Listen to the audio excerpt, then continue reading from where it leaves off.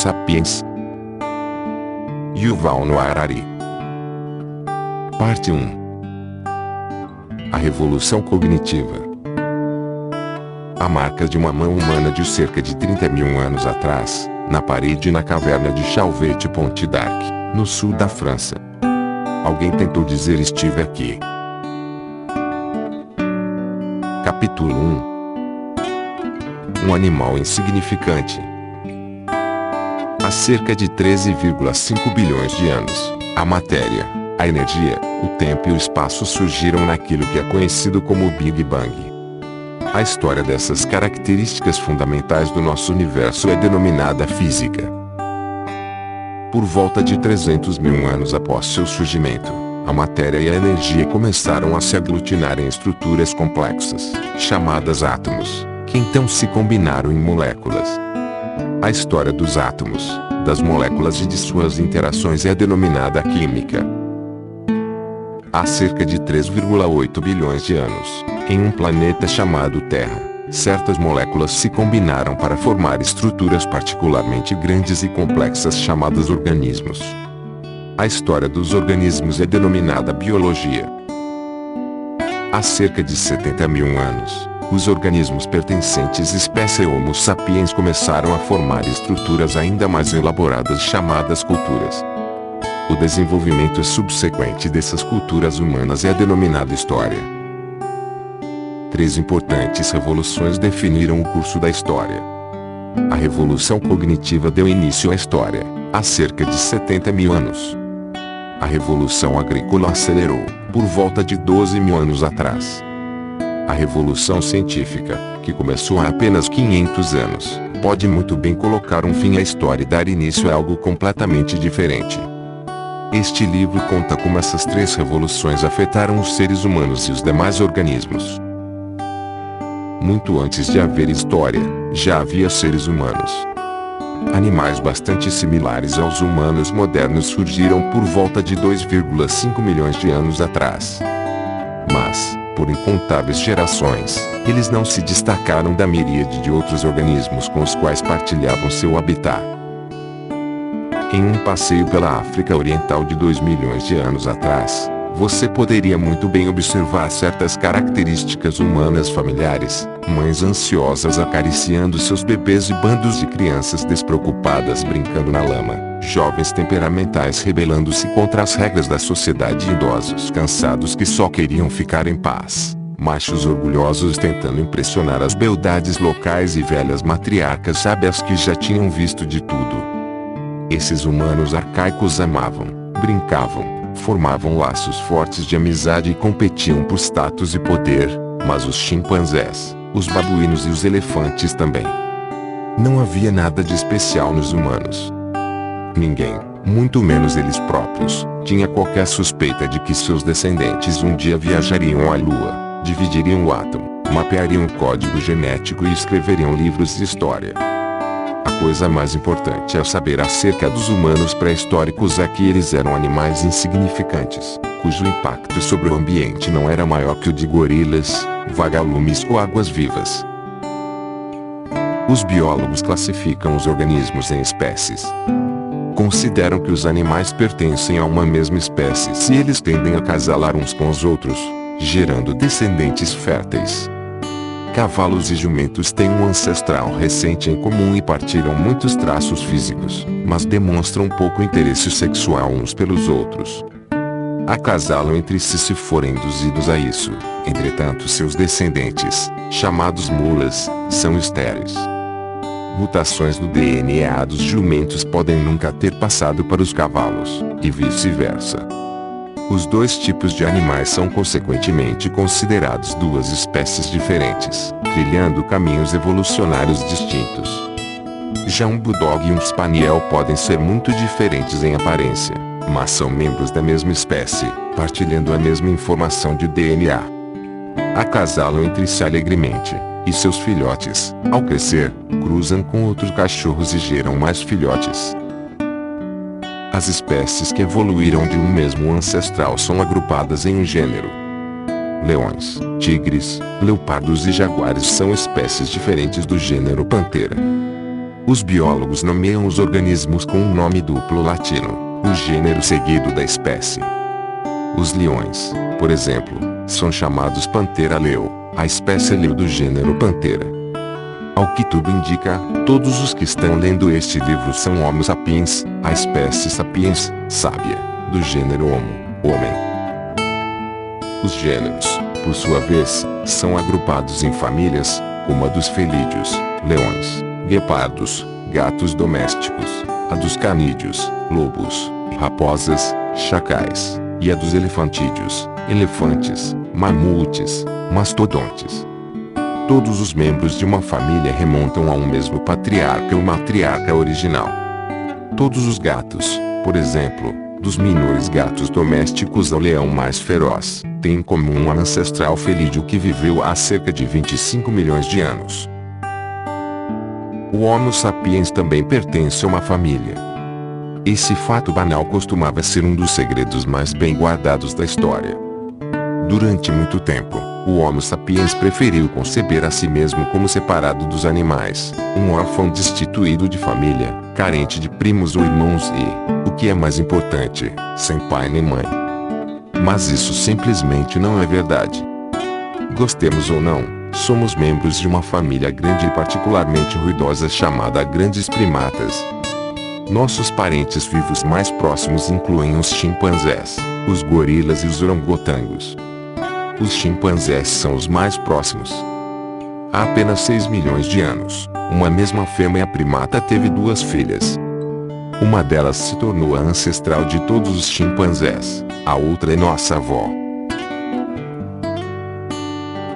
Esqueleto no armário. O Homo sapiens guardou um segredo ainda mais perturbador. Não só temos inúmeros primos não civilizados, como um dia também tivemos irmãos e irmãs. Costumamos pensar em nós mesmos como os únicos humanos, pois, nos últimos 10 mil anos, nossa espécie de fato foi a única espécie humana a existir. Porém, o verdadeiro significado da palavra humano é animal pertencente ao gênero Homo, e antes havia várias outras espécies desse gênero além do Homo sapiens. Além disso, conforme veremos no último capítulo deste livro, num futuro não muito distante possivelmente teremos de enfrentar humanos não sapiens. Para melhor explicar este ponto, usarei o termo sapiens para designar membros da espécie Homo sapiens, ao passo que reservarei o termo humano para me referir a todos os membros do gênero Homo. Os humanos surgiram na África Oriental há cerca de 2,5 milhões de anos, a partir de um gênero anterior de primatas chamado Australopithecus, que significa macaco do sul.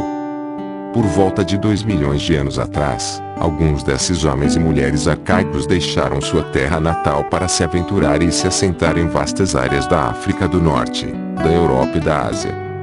Como a sobrevivência nas florestas nevadas do norte da Europa requeria características diferentes das necessárias à sobrevivência nas florestas úmidas da Indonésia, as populações humanas evoluíram em direções diferentes.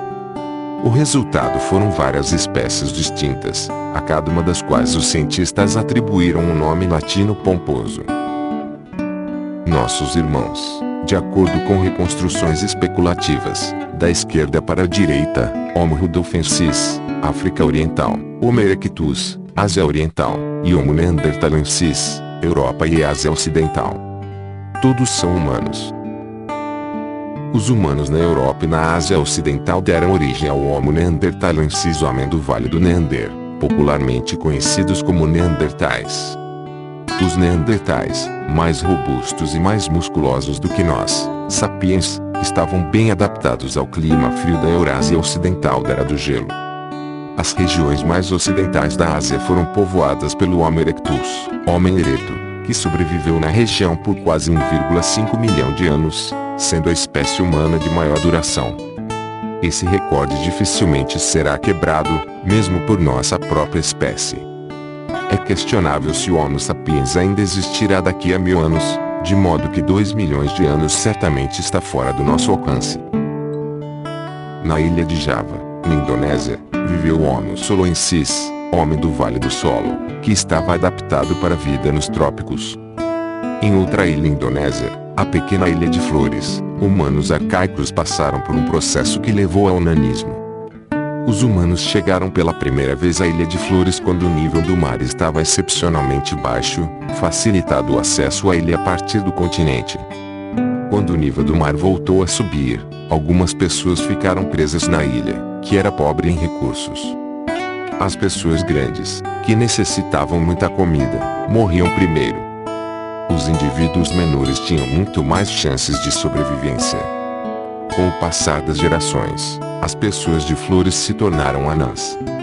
Essa espécie é única, conhecida pelos cientistas como Homo florensis, chegava a uma altura máxima de apenas 1 metro e pesava não mais de 25 quilos. Ainda assim, era capaz de produzir ferramentas de pedra e ocasionalmente conseguia abater alguns dos elefantes da ilha, embora, a bem da verdade, os elefantes também fossem uma espécie diminuta. Em 2010, outro irmão perdido foi resgatado do esquecimento, quando os cientistas, escavando a caverna de Denisova, na Sibéria, descobriram um osso de dedo fossilizado. A análise genética comprovou que o dedo pertencia a uma espécie humana até então desconhecida, que foi denominada Homo denisova. Sabe-se lá quantos de nossos parentes perdidos estão esperando para ser descobertos em outras cavernas, em outras ilhas e em outros climas. Enquanto esses humanos evoluíam na Europa e na Ásia, a evolução na África Oriental não parou. O berço da humanidade continuou a nutrir numerosas espécies novas, como o Homo rudolfensis, homem do lago Rudolf, o Homo ergaster, homem trabalhador, e, finalmente, nossa própria espécie, que, sem modéstia alguma, denominamos Homo sapiens, homem sábio. Alguns membros de algumas dessas espécies eram gigantes e outros, diminutos. Alguns eram caçadores destemidos, e outros, dóceis coletores de plantas. Alguns viviam em uma única ilha, ao passo que muitos perambulavam por continentes. Mas todos pertenciam ao gênero Homo. Eram seres humanos. É uma falácia comum conceber essas espécies como dispostas em uma linha reta de descendência, com os ergaster dando origem aos erectus, os erectus dando origem aos neandertais e os neandertais dando origem a nós. Esse modelo linear dá a impressão equivocada de que, em determinado momento, apenas um tipo de humano habitou a Terra e de que todas as espécies anteriores foram meros modelos mais antigos de nós mesmos. A verdade é que, de aproximadamente 2 milhões de anos a 10 mil anos atrás, o mundo foi habitado por várias espécies humanas ao mesmo tempo. E por que não? Hoje há muitas espécies de raposas, ursos e porcos. O mundo de 100 mil anos atrás foi habitado por pelo menos 6 espécies humanas diferentes. É nossa exclusividade atual, e não a multiplicidade de espécies em nosso passado, que é peculiar, e, talvez, incriminadora. Como logo veremos, nós, sapiens, temos boas razões para reprimir a lembrança de nossos irmãos. O custo de pensar. Apesar de suas muitas diferenças, todas as espécies humanas têm em comum várias características que as definem. Mais notadamente, os humanos têm o cérebro extraordinariamente grande em comparação com o de outros animais. Mamíferos pesando 60 quilos têm um cérebro com tamanho médio de 200 centímetros cúbicos. Os primeiros homens e mulheres, há 2,5 milhões de anos, tinham cérebros de cerca de 600 centímetros cúbicos. Sapiens modernos apresentam um cérebro de 1.200 a 1.400 centímetros cúbicos. Os cérebros dos neandertais eram ainda maiores. Que a evolução devesse selecionar cérebros maiores pode nos parecer óbvio. Somos tão apaixonados por nossa inteligência superior que presumimos que, em se tratando de capacidade cerebral, mais deve ser melhor. Mas, se fosse assim, a família dos felídeos também teria produzido gatos capazes de fazer cálculos, e porcos teriam a esta altura lançado seus próprios programas espaciais. Por que cérebros gigantes são tão raros no reino animal? O fato é que um cérebro gigante é extremamente custoso para o corpo. Não é fácil de carregar, sobretudo quando envolvido por um crânio pesado. E ainda mais difícil de abastecer. No Homo sapiens, o cérebro equivale a 2 ou 3% do peso corporal, mas consome 25% da energia do corpo quando este está em repouso. Em comparação, o cérebro de outros primatas requer apenas 8% de energia em repouso. Os humanos arcaicos pagaram por seu cérebro grande de duas maneiras. Em primeiro lugar, passaram mais tempo em busca de comida. Em segundo lugar, seus músculos atrofiaram. Como um governo desviando dinheiro da defesa para a educação, os humanos desviaram a energia do bíceps para os neurônios. Dificilmente pensaríamos que essa é uma boa estratégia para a sobrevivência na savana. Um chimpanzé não pode ganhar uma discussão com um Homo sapiens, mas pode parti-lo ao meio como uma boneca de pano. Hoje, nosso cérebro grande é uma vantagem, porque podemos produzir carros e armas que permitem nos locomovermos mais rápido que os chimpanzés e atirar neles de uma distância segura em vez de enfrentá-los em um combate corpo a corpo. Mas carros e armas são um fenômeno recente. Por mais de 2 milhões de anos, as redes neurais dos humanos continuaram se expandindo, mas, com exceção de algumas facas de sílex e varetas pontiagudas, os humanos tiraram muito pouco proveito disso. Então, o que impulsionou a evolução do enorme cérebro humano durante esses 2 milhões de anos? Francamente, nós não sabemos. Outro traço humano singular é que andamos eretos sobre duas pernas. Ao ficar eretos, é mais fácil esquadrinhar a savana à procura de animais de caça ou de inimigos, e os braços, desnecessários para a locomoção, são liberados para outros propósitos, como atirar pedras ou sinalizar. Quanto mais coisas essas mãos eram capazes de fazer, mais sucesso tinham os indivíduos, de modo que a pressão evolutiva trouxe uma concentração cada vez maior de nervos e músculos bem ajustados nas palmas e nos dedos. Em consequência, os humanos podem realizar tarefas complexas com as mãos.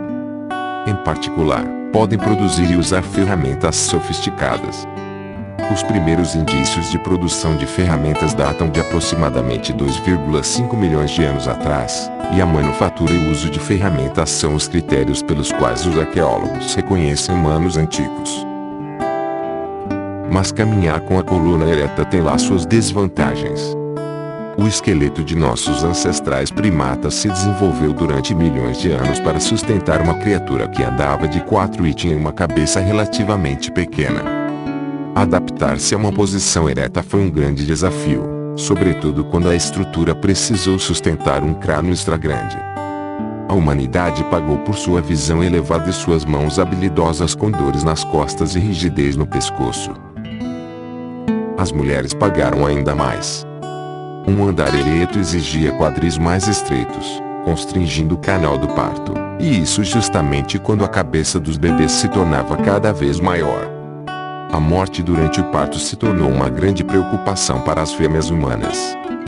As mulheres que davam à luz mais cedo, quando o cérebro e a cabeça do bebê ainda eram relativamente pequenos e maleáveis, se saíam melhor e sobreviviam para ter mais filhos. Em consequência, a seleção natural favoreceu nascimentos precoces. E, de fato, em comparação com outros animais, os humanos nascem prematuramente, quando muitos de seus sistemas vitais ainda estão subdesenvolvidos. Um potro pode trotar logo após o nascimento. Um gatinho deixa a mãe para buscar alimento por conta própria com poucas semanas de vida. Os bebês humanos são indefesos e durante muitos anos dependem dos mais velhos para sustento, proteção e educação. Esse fato contribuiu enormemente para as extraordinárias habilidades sociais da humanidade e, ao mesmo tempo, para seus peculiares problemas sociais. Mães solitárias dificilmente conseguiam obter comida suficiente para sua prole e para si mesmas, tendo crianças necessitadas sob seus cuidados. Criar filhos requeria ajuda constante de outros membros da família e de vizinhos. É necessário uma tribo para criar um ser humano. A evolução, assim, favoreceu aqueles capazes de formar fortes laços sociais. Além disso, como os humanos nascem subdesenvolvidos, eles podem ser educados e socializados em medida muito maior do que qualquer outro animal. A maioria dos mamíferos sai do útero como cerâmica vidrada saindo de um forno. Qualquer tentativa de moldá-los novamente apenas irá rachá-los ou quebrá-los. Os humanos saem do útero como vidro derretido saindo de uma fornalha. Podem ser retorcidos, esticados e moldados com surpreendente liberdade. É por isso que hoje podemos educar nossos filhos para serem cristãos ou budistas, capitalistas ou socialistas, belicosos ou pacifistas. Presumimos que um cérebro grande, o uso de ferramentas, uma capacidade superior de aprender e estruturas sociais complexas são vantagens enormes. Parece óbvio que esses atributos tornaram a humanidade o animal mais poderoso da Terra. Mas os humanos desfrutaram de todas essas vantagens por 2 milhões de anos, durante os quais continuaram sendo criaturas fracas e marginais. Assim, humanos que viveram há 1 milhão de anos, apesar de seus cérebros grandes e ferramentas de pedra afiadas, viviam com medo constante de predadores, raramente caçavam animais grandes e subsistiam principalmente coletando plantas, pegando insetos, capturando animais pequenos e comendo a carniça deixada por outros carnívoros mais fortes. Um dos usos mais comuns das primeiras ferramentas de pedra foi abrir ossos para chegar até o tutano. Alguns pesquisadores acreditam que esse foi nosso nicho original. Assim como os pica-paus se especializam em extrair insetos dos troncos das árvores, os primeiros humanos se especializaram em extrair o tutano dos ossos. Por que o tutano? Bem, suponhamos que você esteja observando um bando de leões abater e devorar uma girafa. Você espera pacientemente até eles terminarem. Mas ainda não é a sua vez, porque primeiro as hienas e os chacais, e você não ousa se meter com eles, reviram as sobras. Só então você e seu bando ousam se aproximar da carcaça, olhando com cuidado à sua volta, e explorar o único tecido comestível que restou. Isso é essencial para entender nossa história e nossa psicologia. A posição do gênero Homo na cadeia alimentar era, até muito pouco tempo atrás, solidamente intermediária. Durante milhões de anos, os humanos caçaram criaturas menores e coletaram o que podiam, ao passo que eram caçados por predadores maiores. Somente há 400 mil anos que várias espécies de homem começaram a caçar animais grandes de maneira regular, e só nos últimos 100 mil anos, com a ascensão do Homo sapiens, esse homem saltou para o topo da cadeia alimentar. Esse salto espetacular do meio para o topo teve enormes consequências. Outros animais no topo da pirâmide, como os leões e os tubarões, evoluíram para essa posição gradualmente, ao longo de milhões de anos. Isso permitiu que o ecossistema desenvolvesse formas de compensação e equilíbrio que impediam que leões e tubarões causassem destruição em excesso. À medida que os leões se tornavam mais ferozes, a evolução fez as gazelas correrem mais rápido, as hienas cooperarem melhor, e os rinocerontes serem mais mal-humorados. Diferentemente, a humanidade ascendeu ao topo tão rapidamente que o ecossistema não teve tempo de se ajustar. Além disso, os próprios humanos não conseguiram se ajustar. A maior parte dos grandes predadores do planeta são criaturas grandiosas. Milhões de anos de supremacia os encheram de confiança em si mesmos. Os sapiens, diferentemente, está mais para um ditador de uma república de bananas. Tendo sido até tão pouco tempo atrás um dos oprimidos das savanas, somos tomados por medos e ansiedades quanto à nossa posição, o que nos torna duplamente cruéis e perigosos. Muitas calamidades históricas, de guerras mortais a catástrofes ecológicas, resultaram desse salto apressado.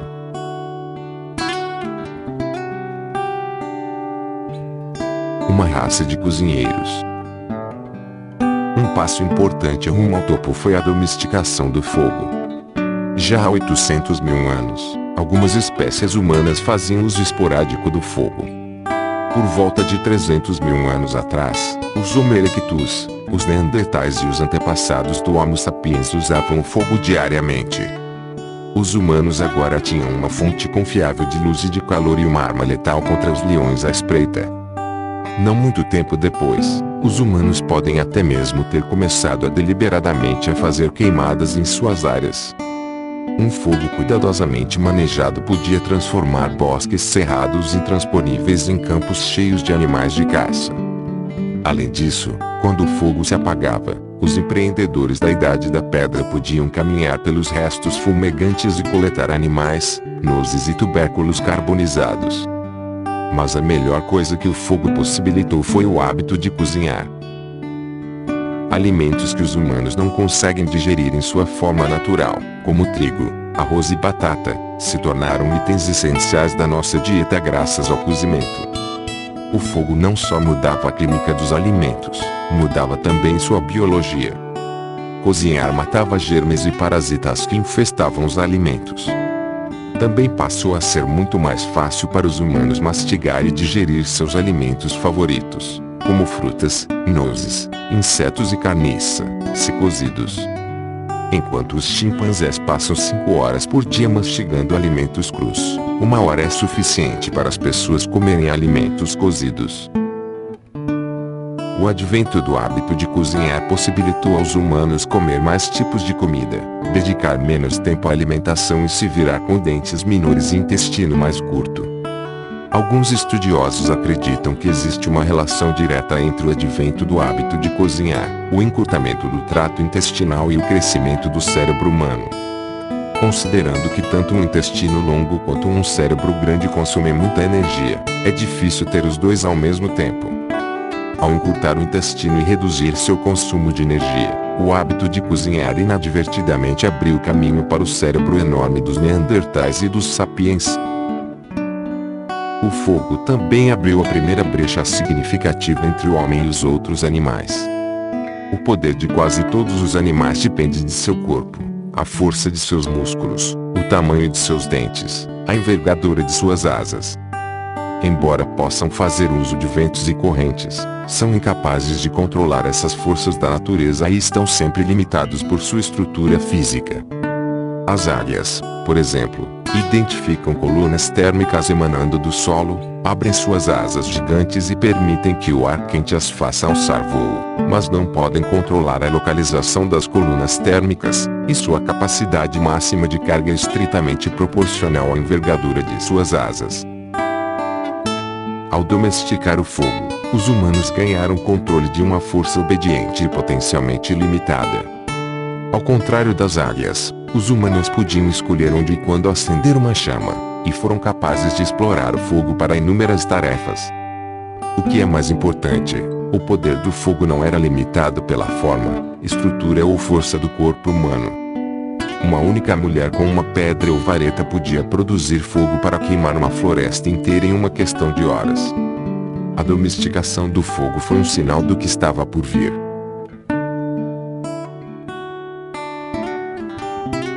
Os cuidadores de nossos irmãos. Apesar dos benefícios do fogo, há 150 mil anos os humanos ainda eram criaturas marginais. Agora eles podiam espantar leões, se aquecer durante noites frias e queimar uma ou outra floresta. Mas, considerando todas as espécies juntas, possivelmente o número de humanos vivendo entre o arquipélago indonésio e a Península Ibérica ainda não passava de 1 milhão. Um mero ponto no radar ecológico. Nossa espécie, Homo sapiens, já estava presente no palco do mundo, mas, até então, estivera apenas vivendo sua vidinha num canto da África. Não sabemos exatamente onde ou quando animais que podem ser classificados como Homo sapiens evoluíram pela primeira vez a partir de algum tipo anterior de humano. Mas a maioria dos cientistas concorda que há 150 mil anos a África Oriental estava povoada por sapiens que se pareciam exatamente como nós. Se um deles aparecesse em um necrotério moderno, o patologista local não notaria nada peculiar.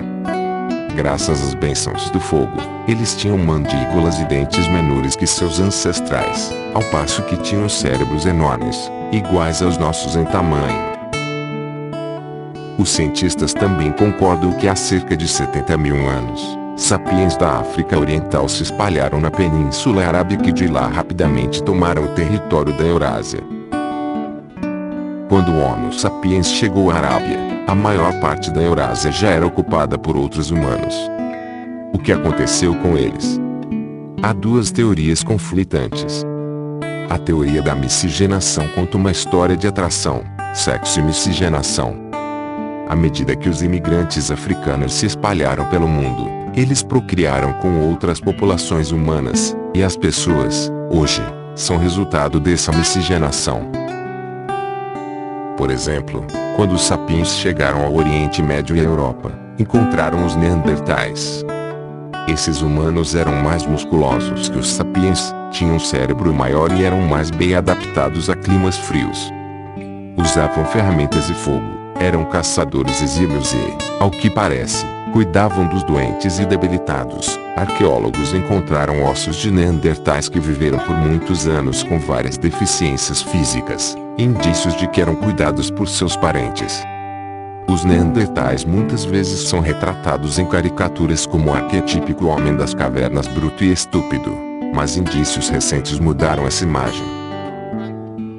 Reconstrução especulativa de uma criança neandertal. As evidências genéticas indicam que pelo menos alguns neandertais podem ter tido pele e cabelo claros. De acordo com a teoria da miscigenação, quando o Homo sapiens se espalhou por terras neandertais, os sapiens procriaram com neandertais até que as duas populações se fundiram. Se isso for verdade, então os eurasianos de hoje não são sapiens puros. São uma mistura de sapiens e neandertais. De forma semelhante, quando chegaram à Ásia Oriental, os sapiens se misturaram com os locais Homo erectus, de forma que os chineses e coreanos são uma mistura de sapiens e Homo erectus. A visão oposta, chamada de teoria da substituição, conta uma história muito diferente, uma história de incompatibilidade, repulsa e, talvez, até mesmo genocídio. Sapiens e neandertais tinham anatomias diferentes, e muito provavelmente hábitos de acasalamento e até mesmo odor corporal diferentes. Provavelmente tinham pouco interesse sexual uns pelos outros. Mesmo que um Romeu neandertal e uma Julieta sapiens se apaixonassem, não poderiam produzir descendentes férteis porque o abismo genético separando as duas populações já era intransponível. As duas populações teriam permanecido distintas, e quando os neandertais morreram, ou foram mortos, seus genes teriam morrido com eles. De acordo com essa teoria, sapiens substituíram todas as populações humanas anteriores sem se misturar com nenhuma delas. Nesse caso, a origem de todas as linhagens humanas existentes pode ser atribuída exclusivamente à África Oriental de 70 mil anos atrás. Muita coisa depende desse debate. De uma perspectiva evolutiva, 70 mil anos é um intervalo relativamente curto. Se a teoria da substituição estiver correta, todos os humanos existentes têm mais ou menos a mesma bagagem genética, e as distinções raciais entre eles são desprezíveis. Mas se a teoria da miscigenação estiver correta, pode muito bem haver entre africanos, europeus e asiáticos diferenças genéticas que remontam a centenas de milhares de anos atrás. Trata-se de uma dinamite política que poderia fornecer matéria-prima para teorias raciais explosivas. Nas últimas décadas, a teoria da substituição prevaleceu entre os cientistas. Tinha bases arqueológicas mais sólidas e era politicamente mais correta. Os cientistas não tinham desejo algum de abrir a caixa de Pandora do racismo ao afirmar a existência de uma diversidade genética significativa entre as populações humanas modernas. Mas isso terminou em 2010, quando foram publicados os resultados de um esforço de 4 anos para mapear o genoma dos neandertais. Geneticistas conseguiram coletar DNA intacto de fósseis de neandertais em quantidade suficiente para fazer uma comparação detalhada com o DNA de humanos contemporâneos. Os resultados desconcertaram a comunidade científica. Revelou-se que de 1% a 4% do DNA das populações modernas no Oriente Médio e na Europa são DNA de Neandertal. Não é uma grande quantidade, mas é significante. Um segundo choque veio meses depois, quando foi mapeado o DNA extraído do dedo fossilizado de Denisova. Os resultados comprovaram que até 6% do DNA humano dos melanésios e dos aborígenes australianos modernos são DNA denisovano. Se esses resultados forem válidos, E é importante ter em mente que estão sendo realizadas mais pesquisas que podem tanto corroborar quanto modificar essas conclusões. Os defensores da teoria da miscigenação acertaram em pelo menos alguns aspectos. Mas isso não significa que a teoria da substituição esteja completamente errada. Uma vez que os neandertais e os denisovanos contribuíram apenas com uma pequena proporção de DNA para nosso genoma atual, é impossível falar de uma fusão entre os sapiens e outras espécies humanas. Embora as diferenças entre elas não fossem grandes o suficiente para evitar completamente a geração de descendentes férteis, eram suficientes para fazer que tais contatos fossem muito raros. Sendo assim, como devemos entender as relações biológicas entre sapiens, neandertais e denisovanos? Claramente, não eram espécies completamente distintas, como são os cavalos e os jumentos. Por outro lado, não eram apenas populações diferentes da mesma espécie, como os bulldogs e os spaniels. A realidade biológica não é em preto e branco. Há também áreas cinza importantes. Quaisquer duas espécies que tenham evoluído de um único ancestral, como os cavalos e os jumentos, foram, em algum momento, apenas duas populações da mesma espécie, como os bulldogs e os spaniels. Com o tempo, as diferenças entre elas se acumularam, até que elas seguiam caminhos evolutivos separados. Deve ter havido um ponto em que as duas populações já eram bem diferentes uma da outra, mas ainda capazes, em raras ocasiões, de ter relações sexuais e gerar descendentes férteis. Então houve mutação em mais um ou dois genes, e esse último fio que as conectava se perdeu para sempre. Ao que parece, há cerca de 50 mil anos, sapiens, neandertais e denisovanos se encontravam nesse limite. Eram espécies quase separadas, mas não totalmente. Como veremos no próximo capítulo, os sapiens já eram bem diferentes dos neandertais e dos denisovanos não só em seu código genético e em seus traços físicos, como também sua capacidade cognitiva e habilidades sociais. Mas ainda era igualmente possível, em raras ocasiões, que um sapiens e um neandertal tivessem um filho. Portanto, as populações não se fundiram, mas alguns genes sortudos de neandertais pegaram uma carona no expresso sapiens. É um tanto perturbador, e, talvez, fascinante, pensar que nós, sapiens, possamos em algum momento ter tido relações sexuais com um animal de uma espécie diferente e gerado descendentes.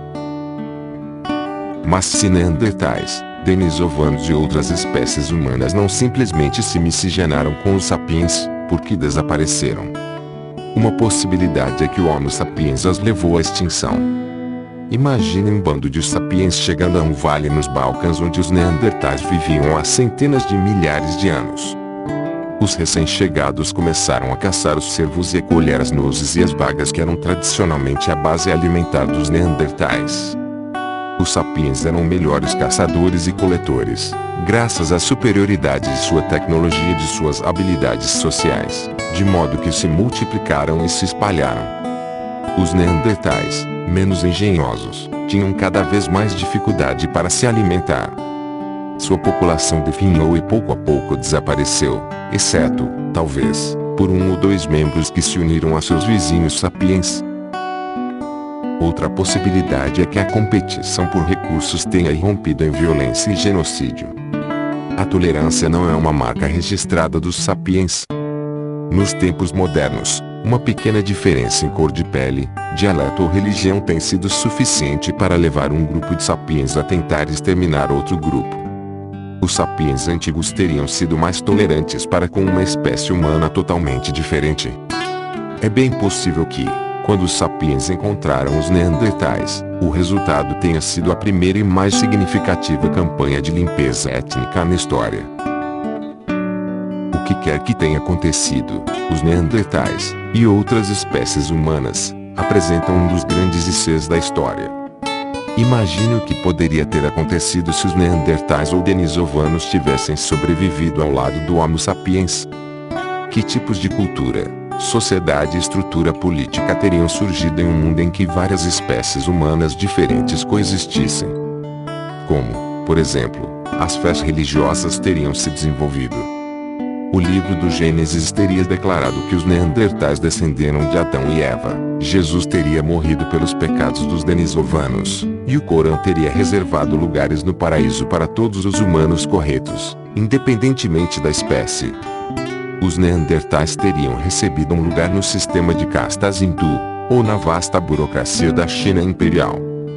A Declaração da Independência dos Estados Unidos teria considerado como uma verdade evidente que todos os membros do gênero Homo foram criados iguais. Karl Marx teria instado os trabalhadores de todas as espécies a se unirem. Nos últimos 10.000 anos, o Homo sapiens esteve tão acostumado a ser a única espécie humana que é difícil para nós concebermos qualquer outra possibilidade. A ausência de irmãos ou irmãs torna fácil imaginar que somos o epítome da criação e que um cisma nos separa do resto do reino animal. Quando Charles Darwin sugeriu que o Homo sapiens era apenas mais uma espécie animal, as pessoas ficaram furiosas. Ainda hoje, muitos se recusam a acreditar nisso. Se os neandertais tivessem sobrevivido, ainda conceberíamos a nós mesmos como uma criatura distinta.